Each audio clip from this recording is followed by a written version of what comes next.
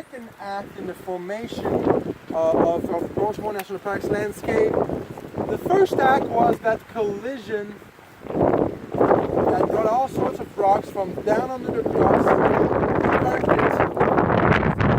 America. And that happened how long ago did you say? 500 million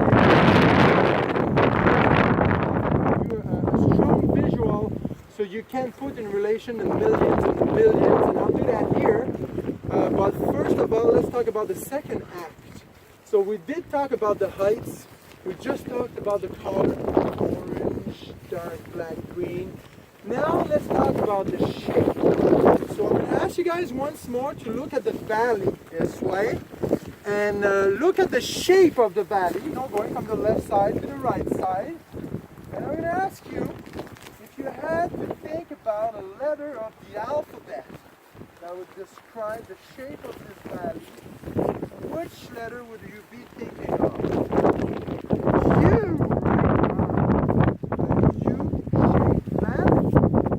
U-shaped valleys are formed by something natural that is very slow, very heavy, and very cold. You guys are so good at spelling. Yeah, glaciers. And that is what the second act is, glaciation. Now, glaciation is a very, very recent process that shaped this landscape. But you see the valley here, Trout River Gulch. You see Western Brook Pond, that big valley there. Bond Bay, which is the bay between Norris Point and Woody Point. These are all Tarba glaciers. Now, this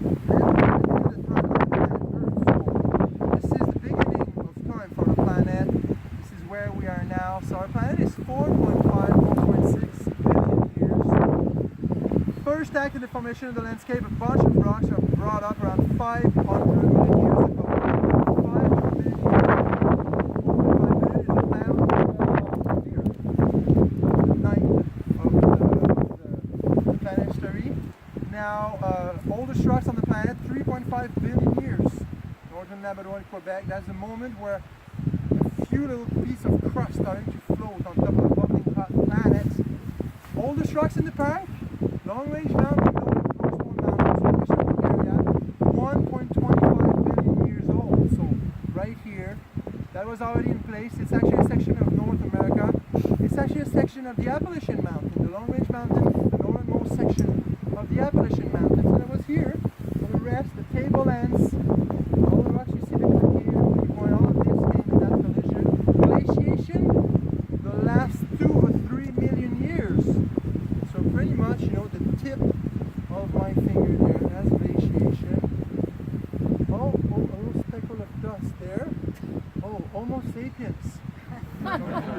So it's good to see where you belong, eh? Big line of time. And to quickly talk about glaciation, in the last 3 million years, for about 30 times, ice went over the landscape and then retreated and went over from the pole. So, a slightly change of temperature, 3 or 4 Celsius degrees, bigger poles, smaller poles, bigger poles, smaller poles.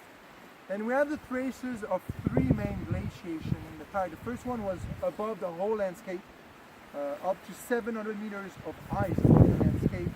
A second one was all the landscape except a few nunataks. What? Nunataks, which is an Inuit word for islands of vegetation that are not glaciated. So if you submit on a glaciated, which is pretty important for the and the last generation really was yesterday. It started about 75,000 years ago, and there was ice here up until 12, 10,000 years. Today. And in the case of this valley, half of the valley was covered with ice, and ice that was slowly flowing west towards the Gulf, exactly like a river, but a very slow river of ice.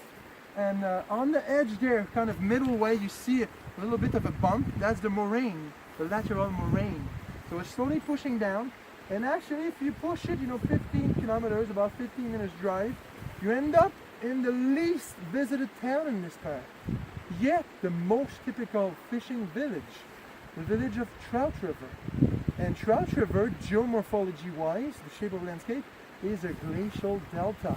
So that's where your ice met the St. Lawrence, melted on the spot, and created flat terraces of glacial debris, so loose pebbles, sand. And half of the town in Trout River is on top of the terrace, which is about 35 meters above sea level today. The other half, where the main street is, facing the harbor, is down low.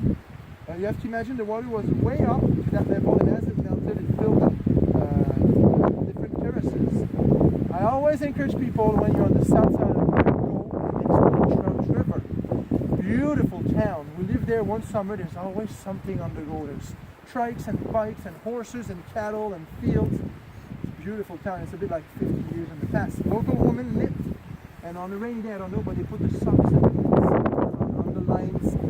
And 3 beautiful point of view. So if you face the harbor in Trout River, they have a beautiful boardwalk that goes all around the main street. If you look to your right, you see a little stairway. Go up the stairway and then look back down. You see the whole town. And if you want to push it about 20 minutes, and you reach a very stunning coastline, dark black rocks, very similar rocks than the Green Gardens area. But it's about a 40 minutes return compared to 4 hours if you go with the Parks Trail, which is where the most stunning sea stacks are located. So that's one in Trout River. The little stairway is called East Point Trail on your right.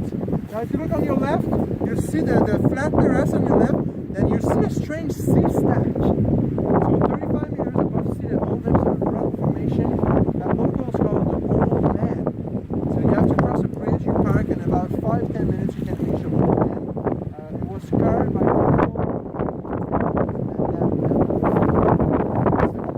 Third place is a hard one for me to describe. I'll do it. Most of you guys will get lost. Some of you will find it. Now, so what's happening? You face the harbor. You can drive on the main street, and then at the end of the main street is where the river comes in town. There's a bunch of boats. You go have a look. If you have a few fishermen, you can have a look at what they do there, and you kind of veer off, and then you kind of drive this way, following the river, and you drive. There's less and less houses. And then you end up at the Deus area, which is actually the mouth of this 15-kilometer long Trout River pond, a beautiful glacial valley. So you drive, and there's a point. It's become a gravel road, and you see on your right Trout River campground. So you take that right, you go over a little gravelly bridge, or up the first hill, you see a stop sign, and then you turn right. It's a little lookout point, just a little roundabout. Or you're just high enough to have a beautiful view over that Trout River pond. You see most of it. One of the nicest views in the park. It's non-publicized. Most people never find it, so good luck if you do find it. It's a beautiful area. Right, and the last point here about glaciation is that little kind of amphitheater shape you see on top. The white is snow indeed. This is the north face. We have prevailing southwest winds here, so very high accumulation. The snow usually stays until August, mid-August, and every 4 or 5 years the snow stays all year round. You have a little patch, and that's how a glacier starts. It's a pretty good summer, so I don't think they'll stay. It's not much left now for only mid-July.